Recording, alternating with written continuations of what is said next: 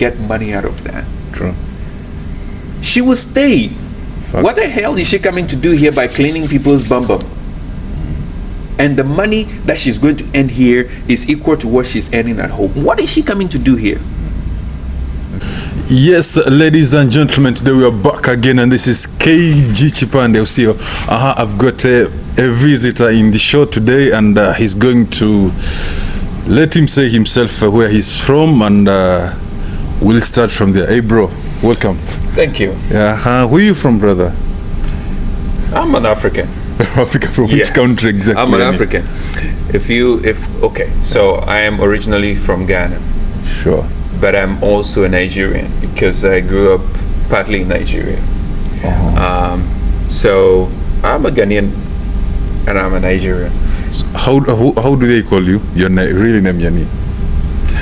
Everyone calls me Bright. I mean, you can call me Bright. That's just my name. That's the name I go by. So, guys, we have Bright in studio from half Ghana, half Nigeria. Yes. That's what you can say. Of course. So you know how to speak. Do they have language in Ghana different from the English? You know? Yeah. Or it's just the English that we have. Well, we have a lot of dialects in Ghana. All of our African countries have dialects. Unlike in European countries where we have one particular language that everyone knows. Sure. In Africa, we have dialects. And so those dialects becomes the languages in which we were brought up. True. But there's one national language, which in Ghana you will say will be English, Ga, Chi, Fanti, Ewe. All these are national languages in Ghana.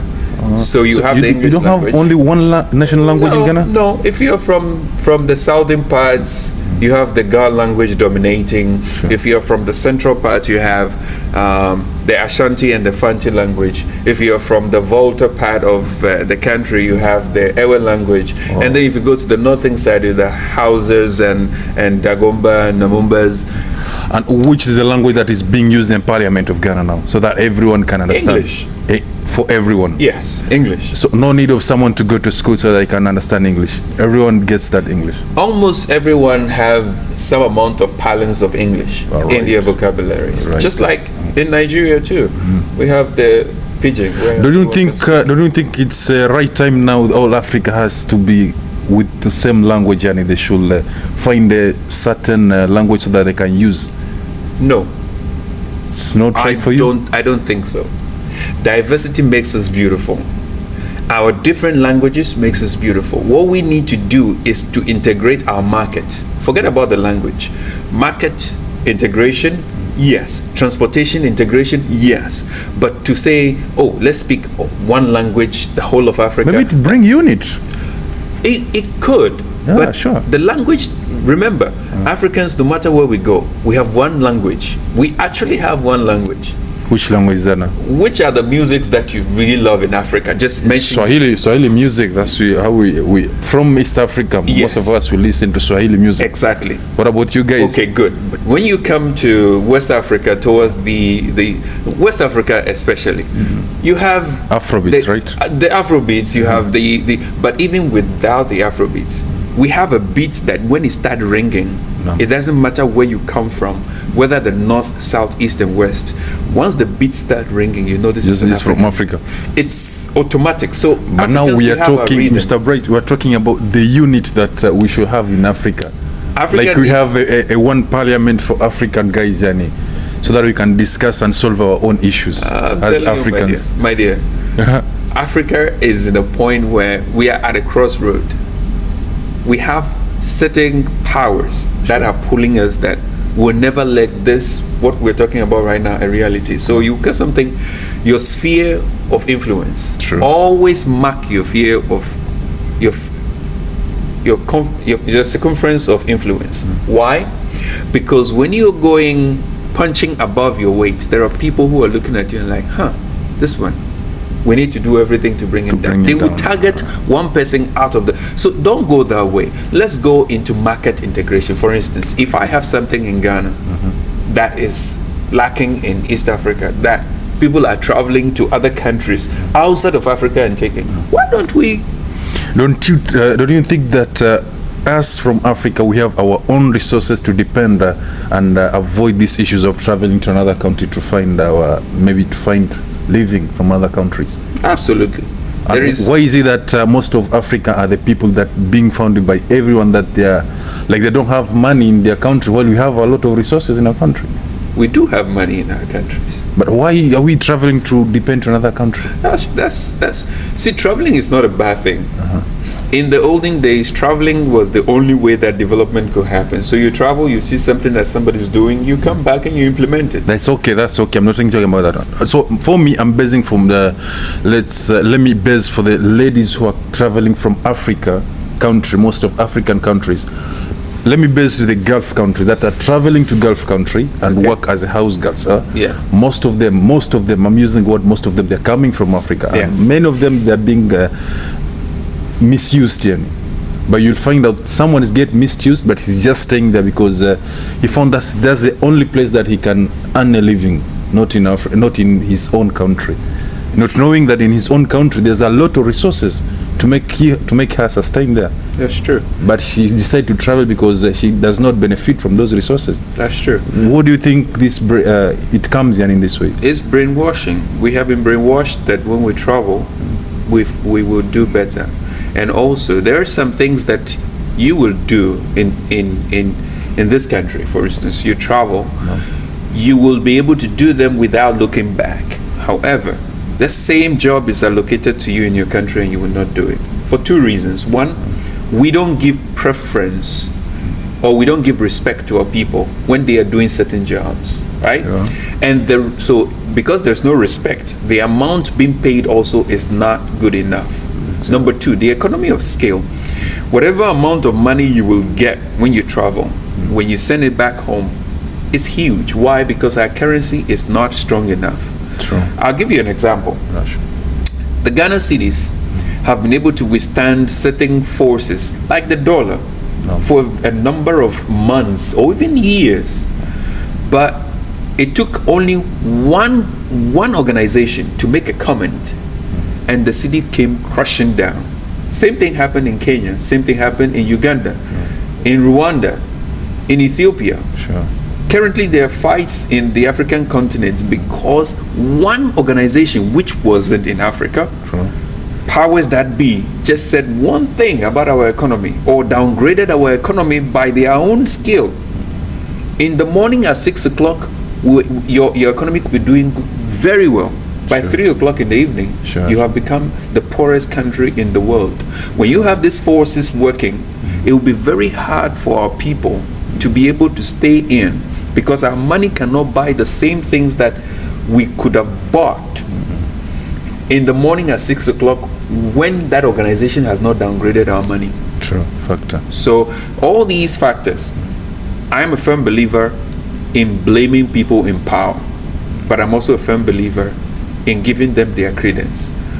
When a government is struggling to do the best for their people, the powers that be try very hard to pull them down by putting policies in place that they don't succeed. So they come to you, they say, we are giving you this amount of money, but we want you to use it for A, B, C, and D. I don't blame them. We also go to them and we beg for the money. When you beg for something, conditions come attached to it. So the only way we can be able to get this thing done, where we can get our women to stay, is for us to be able to start looking at integration. I always said let's integrate because what you have just said, if the woman can be able to sew a cloth, Sure. and she knows that that cloth is going to be sold in the market of Nigeria or in Kenya, and she will get money out of that, True. she will stay. Fact. What the hell is she coming to do here by cleaning people's bum? And the money that she's going to earn here is equal to what she's earning at home. What is she coming to do here? I get it. But because of the economy of scale, the economy, the strength of our economy is not strong enough, and Africa's market is not strong enough to bargain. We'll always find ourselves in this problem. Is it true for someone to say that Africa is in poverty area? No way. You cannot Africa is never poor. See, And let me ask you, if Africa is not poor, Why most of our African countries, mostly of presidents, they go and take credit to other countries? For Okay. example, like let's say a certain president of a certain country goes to European country and beg for credit. Yeah. Why is it so and we are not poor? What brings that, Yani? Because we don't have the power of bargaining. Ghana took gold Right. to the UAE to buy oil. They took gold to UAE. Raw gold No. to UAE to go and buy oil. Exchange, that is. Exactly. Why couldn't we do that with Nigeria? There's a big question because Nigeria, they produce oil as well. And we are producing oil also. Ghana, they produce oil as well. We are oil producing country. But maybe it's not enough. Exactly. But how can't Nigeria and Ghana, Collaborate and do business. Angola? I mean, what are we talking? So here, our economy, our markets are not big enough. The US alone, with $8, Right. can cripple the whole of Africa within a day. Why? Because each of us are dealing with them one by one. Sure. Economics will understand what I'm talking about, but let's come to the everyday life. You're talking about our young men and women coming or traveling outside to be able to do menial jobs so they can be able to survive. For me, it's a very sad thing, but it's also the way we're brought up. Let me ask you a question. Yes, please. If you go home today and one of your younger brothers tells you that they want to go to school, they have the money, someone is ready to sponsor them, and he chooses a university in Kenya, in Ghana, and in Nigeria, and then in the US, which one will you encourage them to go? Okay. Automatic in US. Exactly. Why? Sure. Because I think they are more advanced than us. Actually, they are not. The reason why you will let them go there is Yeah. the perception is that anyone that goes to the US He'll succeed. and will have more, but no, their brain is not bigger than ours, their brain is not better than ours. The only thing that they have done is they have realized and they have noticed very quickly that we as Africans, when we come together, the world will collapse. And in fact, every part of the world will collapse if Africa should come together. And that's the reason I think they are fighting It's for the us. truth. Yeah, so that we cannot unite. There is no way any European country will sit down While seeing Africa. and watch Africa to unite. This is a very big. So it's true. It's true when we say that most of European countries they are benefiting from Africa. It's Is not that true? It's not that. Is it true? That's how it is. Africa, European countries cannot survive by themselves without Africa. But I think they don't have enough resources. They don't have anything. Most of the resources they take from Africa, raw resources, I think. Yes, the US have oil. Okay, they have oil, but they are not touching it. They are going outside and buying Big. oil. Why do you think it's like that? Because their dollar can be able to buy more oil from outside than if they are It's doing easier. it from their own. Very good. And the more they are doing that transaction with you, the more they have that relationship with you, the more they can influence your policies. Get it, I get it. Okay? But what I'm trying to say is our leaders can be able to do something very, very easy, minor. For instance, I am a graduate Sure. with 2 degrees, Right. but each time I think about going to start something at home, I'm afraid. Why? Because my first business that I tried to start, even the people that I You'll call unite them. around me and give them monies to just build something, rent a place, put this inside, everyone want to eat from that. And that's why I wanted to ask you a good question regarding that. How do you think you are going to stop corruption in Africa? Because that's the thing everyone is complaining at the moment, that you cannot get a government without corruption at all. And whenever government wants to come inside, when they're doing campaign, everyone will be like, I'm going to stop corruption. By the first 2 months they're going to start, corruption issue will start immediately. And that's, I think it's all Africa, even Ghana and Nigeria. If I'm not wrong, Nigeria, I think it's leading now. Corruption started from Long time time. immemorial. And corruption is going to be with us. It's never going to go anywhere. So how do you think you can stop this? Because things. But why do you think that the European countries there are no corruption? No, but for us the problem with us, corruption is inside even our family. Thank That's you. the problem. Now you're bringing it closer. Yeah, because for Europeans, even if there's corruption, by they help each other. Okay. But for us, even if a certain family is in a good condition, they're afraid of another family to get well, yani, because they think as if they are going to have that competition of wealthiness. African leaders, some are corrupt, not all. But most of them, almost Some. 80% of them, You cannot generalize it. There's corruption in everywhere. I know personally what some presidents or head of states have put in place to be able to make their governments corruption proof.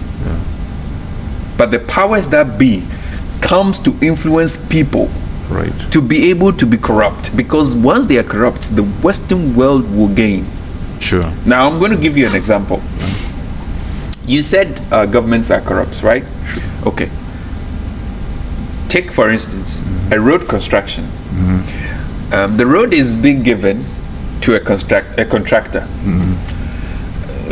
First of all, before we go there, give me one. Just answer this question for me. Who finances political parties in your country? I think it's European, some of European tycoons, I think. Also European government, European states. Okay. Like, if you ask me that question, for example, in our country, the president that who was there was some accusation that he's being financed by maybe American guys or England state guys and like something like this. And we do have people who are sympathizers of certain parties and they help them, of course, and which is not bad. but we have some tycoons inside the country. Yes, but what I'm saying is, these parties that come and campaign to you, do you know how much it costs to be able to do a campaign? It's a lot of money. A lot of money. Where did they get the money from? Maybe they take credit. Okay, even if they take the credit, how do they pay it back? Can we say by maybe increasing taxes so that they can get a lot? Okay, but will you be able to sign a check for a company, for a party to say, oh, you have lost the election, or you have won the election, all that you spend, here is the check, go and pay for it? No, No. it's not possible. So how do you think they're going to be paying for it? Maybe giving time for those people who have given them money so that they can do something to get money from So them. you see where the corruption, Allow them, yeah, I see get where the it. corruption Get your will come point, from. I get your point. So corruption is always going to be there. If you want to stop corruption, we have to look at our society carefully. Let me tell you about where I come from. No. I'm a chief. Sure. From where I come from. In our traditional area, when an issue comes up or there is a position to be filled, the elders sit down. They put down a palm wine bottle. Palm wine bottle. Yes, palm wine bottle. No, sure. And they will share the palm wine among themselves, and they will reason and find out who will be the best person to be there. No one is going to be paying somebody for something. They look among us and see who can do that job. Right. Who has the temperament and has the acumen to be able to do that job. And we put the person there. Now, because we put him there, he has to be serving us. If he does anything wrong, he's brought back to the chief palace and we deal With that person. with him. We can put him off and put another person back in. And he knows that we have the power to do that. True. In fact, in our system, our traditional system, we are able to put people in power without spending one real. True. However, when it comes to our government, this whole thing we have gone to bring to our governments, we say we have a government, we have a democracy. Democracy. You are demonstrating something that you have not crystallized. Sure. You yourself, your understanding is still now coming. So there will be faults. So the system we are running is not our system. We are not accustomed to it, which means there will be try and error. One of the errors of democracy is corruption. Fact. But that will not change. So how do we reverse engineer it. The people have to be vigilant, and when something comes up, let's not sweep it under the rug because it's from our place. Oh, this guy is from my village. We cannot talk about this one. Sure. No, we are on the program right now. We are beating government, the Western world. But if me and you now, we have one particular politician we are discussing here right now, and it's from your place, you probably will be going on to his defense. True. We are not supposed to be doing that if we want our countries to grow. Exactly, I get your point now. And my last question will be like, don't you think if our country, our African country, they're going to copy the way these Gulf country are doing issues of government, maybe a certain family rules? Do you think that can happen in Africa? That's not what we used to. That's what we're used to. What do you think if they come back with that system? We cannot go back. You see, when we have a certain country that president stays there more than 20-30 years. You see what Paul Kagame is doing to Rwanda? Right, yeah, sure. The place has become a place that, yesterday I had a customer who told me, I'm going to Rwanda. I'm like, go to Ghana. He said, well, what am I going to say? Rwanda went through war. The country was devastated. They have rebuilt it back. Paul Kagame has been there consistently. There is a strong hand. I'm not saying that he is a perfect person, but I'm saying that if there is a consistency and the country rally around somebody, we can be able to make a headway. But the problem we have is there are some people or some interested parties who would not want that to happen. There are people, every day you have videos emerging talking about Paul Kagame and how he's bullying people, beating people, hitting this, but they are not talking about the developments that he's bringing. Sure. I saw a wording of Rwandan young ladies with army officers. It was amazing. I was like, wow, I would love to have something like that, happen in my country. Young girls. But you could see, they are so proud of their nationality. Look, we got to get to a point where we need to tell the people that think they have power over us, that power resides in the people, sure, not in the people in power. That's fact. So last thing I need you to advise or to tell something.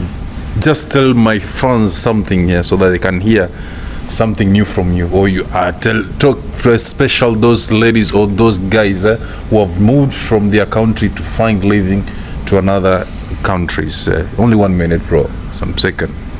Very easy. We all want the best for ourselves and our families. Right.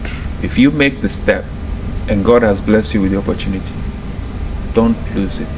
Why am I saying that? Sometimes you may have the opportunity. What you do with the opportunity is what matters. True. If God opens the chance for you to leave your country, gain all the experiences you can gain. Stop sleeping. Stop chasing things that don't have value. Stop misusing your money. True. And use your time wisely. Because when you return, people will be depending on you and expect more from you, and expecting from you, and then you can probably bring the change that we're talking about back home. Right. Remember what you have learned. If you bring it home, to benefit you, me, all of us, when we get home and we can put what we have learned to use, things will change. Thank you guys for watching. Please make sure that you subscribe, like and share this video.